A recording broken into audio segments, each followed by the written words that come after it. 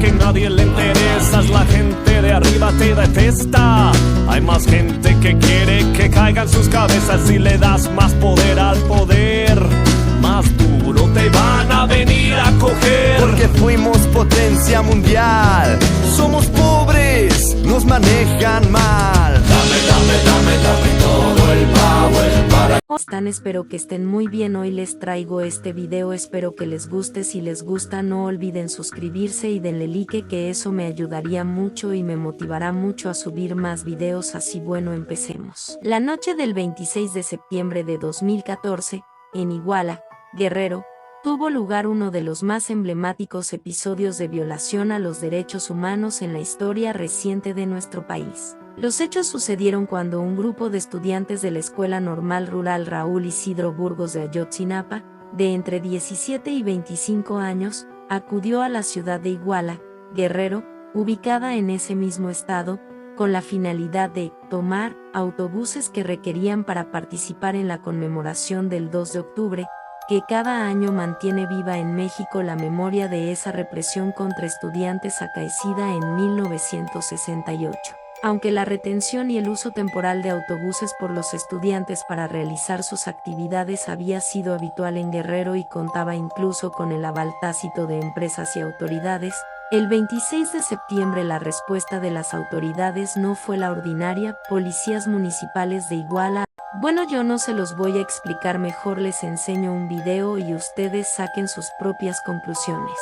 Pasadas las 21 horas del 26 de septiembre de 2014, el autobús número 1531 se retiró de la central de autobuses de Iguala Guerrero con un grupo de normalistas rumbo a las instalaciones de su escuela normal en Tixtla. Cuando el autobús avanzaba por la carretera federal 95 Iguala-Chilpancingo, dos patrullas pick-up de la Policía Municipal de Iguala comenzaron a seguirlos y a dispararles con armas de fuego por varios metros. Afectados los neumáticos, se activó el mecanismo de seguridad del autobús, provocando que éste se frenara y terminara estacionado debajo del puente del Chipote. En ese momento, otra patrulla también municipal llega en sentido contrario y se estaciona frente al autobús con la intención de bloquear su posible avance.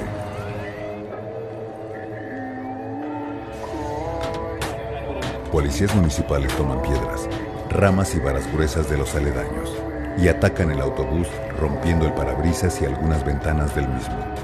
También los agreden verbalmente. Mientras tanto, del otro lado de la carretera, en el sentido Chilpancingo-Iguala, arriba al lugar una patrulla que se estaciona adelante del puente. La agresión de los policías continúa. Por las ventanas rotas, elementos de la policía rocian gas lacrimógeno al interior, seguido de 2 granadas con el mismo gas. Los ocupantes del autobús se ven obligados a descender. Baja uno de ellos y al instante es agredido físicamente, sometido y detenido por la policía. Conforme van bajando, los normalistas son agredidos, esposados y arrojados violentamente al piso boca abajo. Existen diferentes versiones sobre el número de normalistas que viajaban en el autobús. La más cercana a la realidad dice que de 15 a 20, entre ellos Alexander Mora Venancio. Los policías comienzan a subir a los estudiantes a la patrulla que está enfrente. Es entonces que uno de los agentes de policía le dice a su compañero textualmente: "Ya no caben en la patrulla". En respuesta, el otro agente señala: "No hay pedo, ahorita vienen los de Huitzuco".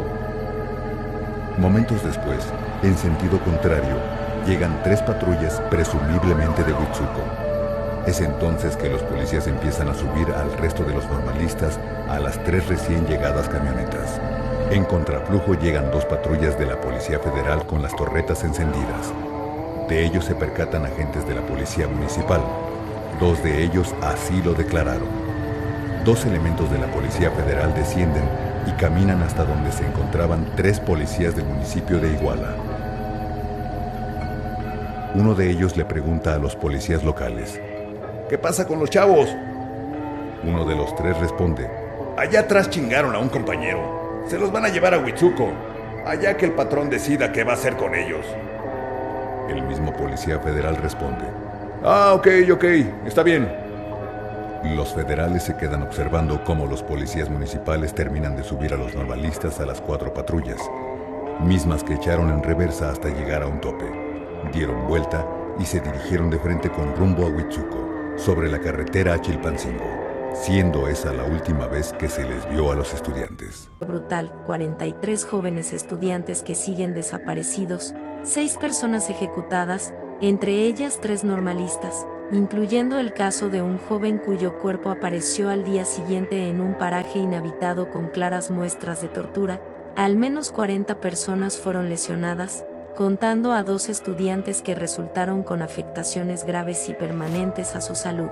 En total, más de 180 personas fueron víctimas directas de violaciones a derechos humanos esa noche y alrededor de 700 personas resultaron víctimas indirectas, considerando a los familiares de los agraviados. A pesar del proceso de búsqueda de verdad y justicia que iniciaron las y los familiares de los desaparecidos y de las víctimas de ejecución, la obstrucción de la investigación por parte de las autoridades ha impedido que la verdad de los hechos ocurridos a los normalistas de Ayotzinapa el 26 y 27 de septiembre de 2014 sea conocido por las familias y por toda la sociedad, y por ende, tampoco se ha investigado, procesado y sancionado a todos los responsables de dicho suceso.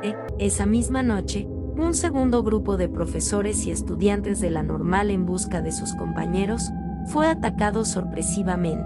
En esta acción murieron Julio César Ramírez Nava y Julio César Mondragón Nava, a quien secuestraron y torturaron, pues en el momento estuvo describiendo los hechos a su novia por teléfono. Según se supo después, a través de las investigaciones del Grupo Interdisciplinario de Expertos Independientes, GIEI, en su teléfono grabó los sucesos de la desaparición de 21 de sus compañeros. Esa noche 43 normalistas fueron arbitrariamente detenidos y fueron víctimas de desaparición forzada. Cronología: la búsqueda de los 43 y de los culpables ante la falta de acción por parte del Estado mexicano, al cual se señaló inmediatamente como responsable, y a la presión de activistas solidarios y defensores de derechos humanos. El 18 de noviembre de 2014 se asumió la formación del GIEI mediante un acuerdo formal entre la Comisión Interamericana de Derechos Humanos, CID, los representantes de las víctimas de Ayotzinapa y el gobierno mexicano.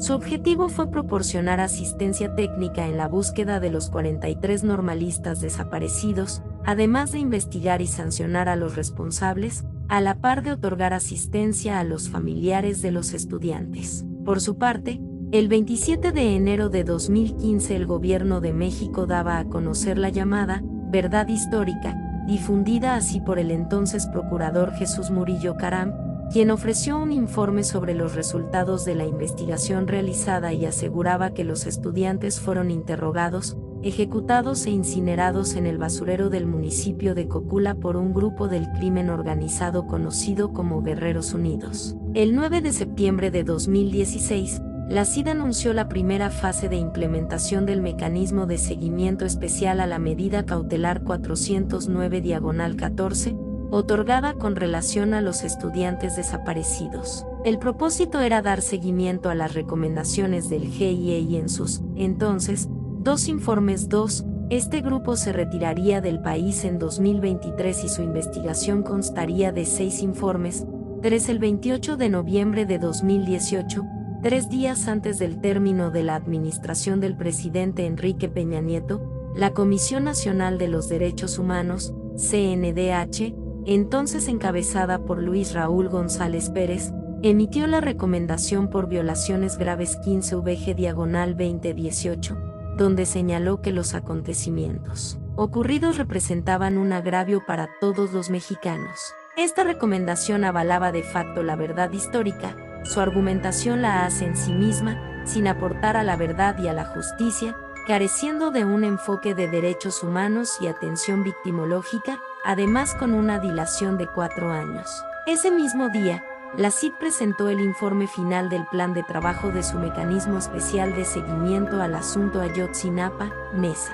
En él, tras analizar los casos de Aldo Gutiérrez, Edgar Vargas y Julio César Mondragón y otros normalistas, se señaló la responsabilidad del Estado mexicano y, aunque se reconocen los avances en la investigación oficial, se indica que la narrativa de hechos se mantiene fragmentada y que requiere de un análisis integral. Muchas diligencias estaban aún incompletas, habían sido descartadas o carecían del impulso procesal necesario para aclarar los hechos. Además, la CID le recordó al Estado que toda planificación de búsqueda debía realizarse junto con los familiares de los normalistas y sus representantes. El 3 de diciembre, días después de su toma de posesión, el presidente Andrés Manuel López Obrador decretó la creación de la Comisión de la Verdad y el Acceso a la Justicia en el caso Ayotzinapa, COVAJ, Ayotzinapa. El 18 de marzo de 2020, mediante el comunicado de prensa DGC-084-2020, se da a conocer que este organismo nacional ordenó la reapertura de los expedientes de queja en los que exista una inconformidad o reclamo de parte de las personas en situación de víctima sobre el trámite que se dio a su expediente. El 18 de octubre de 2021, atendiendo un acuerdo de la presidenta de la CNDH, Rosario Piedra Ibarra, con las madres y padres de los 43 estudiantes de la Normal Rural, Isidro Burgos, de Ayotzinapa y con las recomendaciones del GIE y de la CID, se inició la queja CNDH-2-2022. Con ello abrió un nuevo expediente a fin de investigar presuntas violaciones de derechos humanos a partir de los resultados de nuevas investigaciones sobre lo sucedido en y alrededor del 26 de septiembre de 2014 en Iguala. El caso Ayotzinapa es una de esas historias de violencia, de ignominia, de impunidad y de corrupción, que enmarcan a la violencia estructural, a las prácticas sistemáticas de tortura y de desaparición forzada, que aún se encuentran anquilosadas en las instituciones del Estado, particularmente en aquellas diseñadas para garantizar y proveer seguridad a la sociedad, junto con las que son responsables de la administración y procuración de justicia. Se suscitan prácticas institucionales de revictimización de las personas en situación de víctimas, particular y dolorosamente por parte de organismos protectores de derechos humanos, como en su momento la CNDH, de tal suerte que las madres y padres de los 43 normalistas han manifestado su inconformidad respecto a diversos aspectos de la Recomendación 15-VG-2018. La CNDH se dio a la tarea de hacer un análisis integral de esa recomendación donde se documentan las diversas actuaciones que este organismo nacional realizó a partir de que tuvo conocimiento de los hechos victimizantes y elaboró el informe de la Recomendación 15-VG-2018, la lucha imparable de todos los días. Para ello formuló una metodología de carácter interdisciplinaria y multidisciplinaria, con la finalidad de generar un documento que analice las actuaciones que realizó la comisión, la existencia de omisiones, inconsistencias o extralimitaciones de sus funciones, en el marco de las investigaciones realizadas por ella misma, respecto a las violaciones graves a los derechos humanos. El informe se conformó por 18 apartados que documentan las actuaciones y omisiones que tuvieron las distintas agencias e instituciones responsables de las investigaciones ministeriales, y documenta las actuaciones que llevó a cabo la CNDH. Entre los resultados que arroja el informe, destacan que no hubo un enfoque diferencial y especializado al momento de redactar la recomendación y en especial al momento de brindar atención a las personas en situación de víctimas, dado que varios estudiantes, así como sus madres o padres pertenecen a pueblos indígenas que habitan el estado de Guerrero, que los dictámenes o opiniones técnicas que emitió personal de la CNDH en su momento fueron realizados en gabinete, es decir, que no se acudió al lugar de los hechos, que la aplicación de los protocolos de Estambul presentó serias deficiencias que no permitieron la documentación de prácticas de tortura realizadas a diversas personas detenidas, que, en varios momentos, la Oficina Especial para el caso Iguala actuó bajo una lógica de investigación ministerial y no de documentación de violaciones a derechos humanos, que el trabajo de dicha Oficina Especial se hizo bajo secrecía y fragmentación de la información, a grado tal que las personas que participaron en las diversas diligencias desconocían lo que el resto del personal realizaba en torno al caso, que se obvió el papel de integrantes de las Fuerzas Armadas en los hechos, que no se consideró la importancia de investigar la cadena de los mandos medios policíacos y su participación por acciones u omisiones durante los hechos victimizantes. El documento incluye una ruta para la reparación integral, que inicia con la presentación de una disculpa pública hacia las personas en situación de víctimas, En la CNDH hay una necesidad urgente de reconocer públicamente las fallas y omisiones de las actuaciones de esta Comisión Nacional, a fin de realizar acciones en favor de las personas en situación de víctimas y coadyuvar a la mayor participación en las investigaciones por parte de las madres y padres de los 43 estudiantes desaparecidos. El 18 de agosto de 2022, el presidente de la Comisión para la Verdad y el Acceso a la Justicia del caso Ayotzinapa dio a conocer los avances de la investigación, asegurando que la desaparición constituyó un crimen de Estado en el que concurrieron integrantes del grupo delictivo Guerreros Unidos y agentes de diversas instituciones del Estado mexicano. Asimismo, comentó que durante el proceso de investigación habían sido ejecutados 26 posibles testigos, la mayoría integrantes del grupo delictivo Guerreros Unidos, descartándose en consecuencia valiosa información para la investigación. El 19 de agosto de 2022, la FGR informó la detención del exprocurador general de la República, Jesús Murillo Caram, presunto responsable de los delitos de tortura, desaparición forzada y de entorpecer la administración de justicia en el caso. Es el primer exprocurador detenido por las autoridades federales. 9. Las investigaciones del GIEI revelaron que hubo irregularidades en la construcción de esa verdad histórica, así como alteración de pruebas y ocultamiento de los verdaderos responsables de lo que, finalmente, es un crimen de lesa humanidad. El 25 de julio del presente año, 2023, el grupo interdisciplinario dio a conocer su último informe, donde los investigadores Ángela Buitrago y Carlos Beristain presentaron un mapeo de los movimientos de militares durante y después del ataque y la detención de los normalistas. Esto se conoce a partir del análisis de sus celulares, sugiriendo el grado de participación del ejército.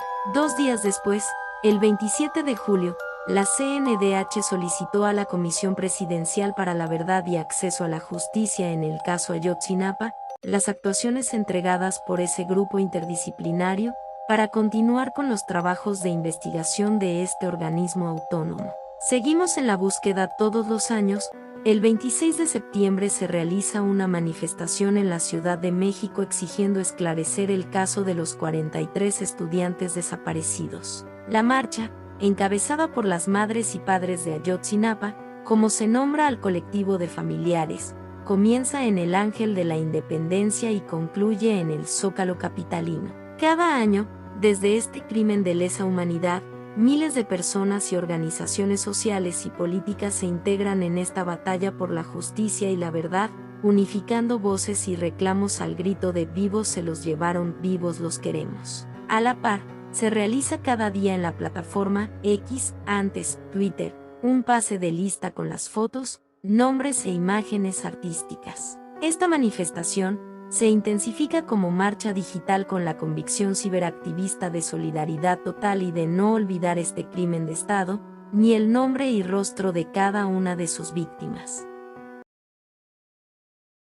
Dígame lo que ustedes piensen en los comentarios. Bueno, eso sería todo. En lo personal yo pienso que los policías fueron los que abusaron de su poder y que curiosamente que era el gobierno de Enrique Peña Nieto. Acuérdense de esto, Clore no es solo un personaje sino somos todo el pueblo que se despierta contra la opresión y la injusticia y la corrupción del gobierno y del mundo. Nosotros tenemos el power.